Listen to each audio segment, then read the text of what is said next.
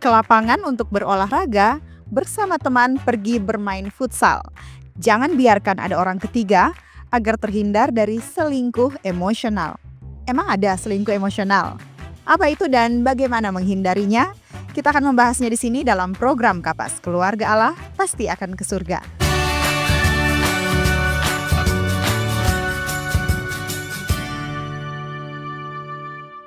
Perselingkuhan itu bukan hanya secara fisik atau seksual, tapi ada yang istilahnya selingkuh emosional.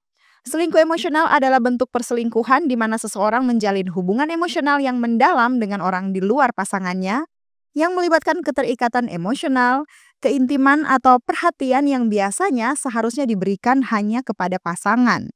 Perselingkuhan emosional terjadi ketika seseorang terikat secara emosional dengan seseorang di luar hubungan mereka, membentuk ikatan yang lebih dari sekedar pertemanan, tetapi tidak memiliki keintiman fisik. Perselingkuhan ini dapat terjadi secara langsung atau online dan seringkali dimulai dengan tidak sengaja seperti curhat tentang masalah pribadi atau mencari dukungan emosional di luar hubungan. Namun hal ini juga dapat dengan cepat meningkat menjadi perselingkuhan fisik bila dibiarkan. Meskipun tidak melibatkan hubungan fisik, selingkuh emosional tetap dianggap sebagai pelanggaran kepercayaan dalam sebuah hubungan. Sederhananya, perselingkuhan emosional adalah hubungan intim atau romantis antara dua orang yang tidak bersifat seksual tetapi melibatkan perasaan keterikatan, kepedulian, dan koneksi yang kuat. Mengapa hal ini terjadi? Ada banyak alasan mengapa seseorang melakukan perselingkuhan emosional. Di antaranya yang pertama, kurangnya koneksi emosional dalam hubungan. Ketika kebutuhan emosional seseorang tidak terpenuhi dalam hubungan, mereka mungkin mencarinya di tempat lain. Nah, ketidakmampuan pasangan untuk mendengarkan, mendukung, atau memahami satu sama lain juga bisa menjadi pemicu. Kemudian yang kedua, rasa kesepian. Meski berada dalam hubungan, seseorang bisa merasa kesepian jika mereka tidak merasa terhubung dengan pasangannya. Kesepian ini mendorong mereka untuk mencari hubungan emosional yang memberikan mereka kenyamanan dan perhatian. Yang ketiga, adanya masalah dalam hubungan. Konflik yang tidak terselesaikan, komunikasi yang buruk, atau kebiasaan saling mengabaikan dapat menciptakan jarak emosional. Dalam situasi ini, seseorang mungkin merasa lebih mudah berbagi masalah dengan orang lain daripada dengan pasangannya. Yang keempat, rasa aman dengan orang ketiga. Kadang-kadang seseorang merasa lebih mudah terbuka dan menjadi dirinya sendiri dengan orang ketiga karena mereka tidak menghadapi tekanan atau tanggung jawab seperti yang ada dalam hubungan utama. Dan ini bisa menjadi awal penyebab perselingkuhan emosional. Yang kelima, lingkungan yang mendukung. Interaksi rutin dengan orang yang menarik secara emosional seperti di tempat kerja, kelompok sosial, atau komunitas online dapat memicu hubungan yang lebih dalam. Hubungan ini mungkin berkembang tanpa disadari karena seringnya berbagi waktu dan cerita. Yang keenam, ada ketidakpuasan pribadi. Ketidakbahagiaan pribadi seperti stres, masalah karir, atau kurangnya pencapaian diri dapat mendorong seseorang mencari dukungan emosional di luar hubungan mereka. Yang ketujuh, fantasi tentang hubungan ideal. Beberapa orang mungkin membandingkan pasangannya dengan versi ideal dari orang lain yang mereka lihat di luar hubungan.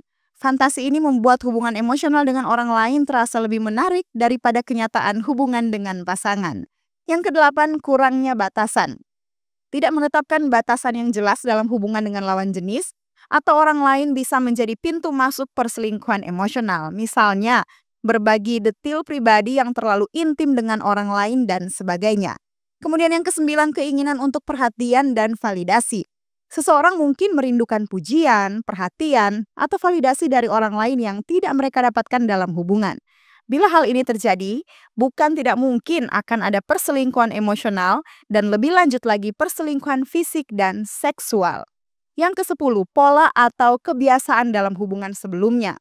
Jika seseorang terbiasa membangun hubungan emosional di luar hubungan utamanya, ini bisa menjadi kebiasaan yang sulit untuk dihentikan.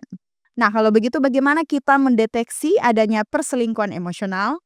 Yang pertama, prioritas emosional pada orang lain. Seseorang lebih memilih berbagi perasaan, pikiran, atau pengalaman dengan orang lain dibandingkan dengan pasangannya. Yang kedua, rahasia dari pasangan. Menyembunyikan komunikasi atau interaksi tertentu dari pasangan, misalnya melalui pesan atau panggilan. Kemudian yang ketiga, ketergantungan emosional. Merasa lebih dekat secara emosional dengan orang tersebut daripada dengan pasangan. Yang keempat, menghabiskan waktu yang berlebihan.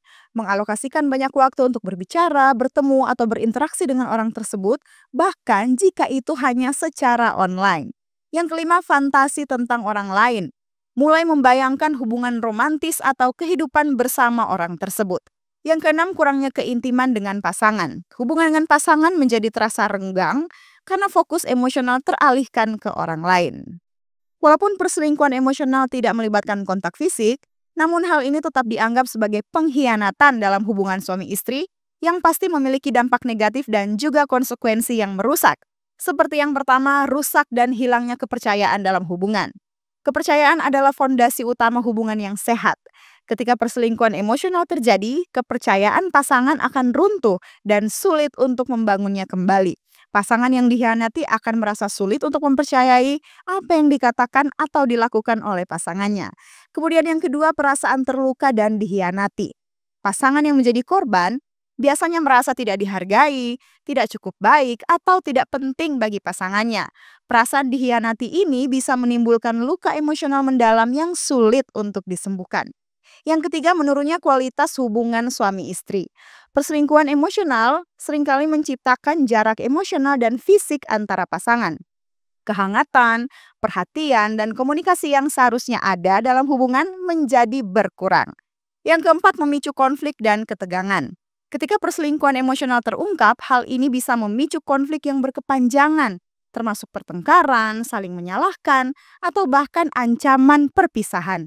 Ketegangan ini juga bisa memengaruhi lingkungan keluarga, termasuk anak-anak jika ada. Ujung-ujungnya suami istri akan mengalami stres, kecemasan, atau depresi akibat situasi ini. Dan hal ini sudah tentu membawa dampak yang buruk bagi perkembangan mental anak-anak. Yang kelima, hilangnya kebahagiaan dan ketentraman rumah tangga, serta berpotensi untuk perceraian. Bagaimana menghindari perselingkuhan emosional? Berikut beberapa tips yang boleh kita praktikan untuk menghindari perselingkuhan emosional. Yang pertama, jangan bersikap terlalu bersahabat dengan lawan jenis. Disinilah banyak orang yang sudah menikah terjebak dalam masalah. Kepercayaan diri yang berlebihan menganggap diri kuat secara rohani dan merasa tidak mungkin jatuh, akhirnya menjadikan kita tanpa pertahanan. Kita harus akui bahwa kita ini tidak kebal terhadap godaan yang mungkin menjatuhkan kita, termasuk persahabatan yang terlalu dekat dengan lawan jenis sebagai orang yang sudah menikah. Tetaplah ramah, namun tetapkan batasan-batasan. Yang kedua, jangan menceritakan masalah pribadi kepada teman lawan jenis.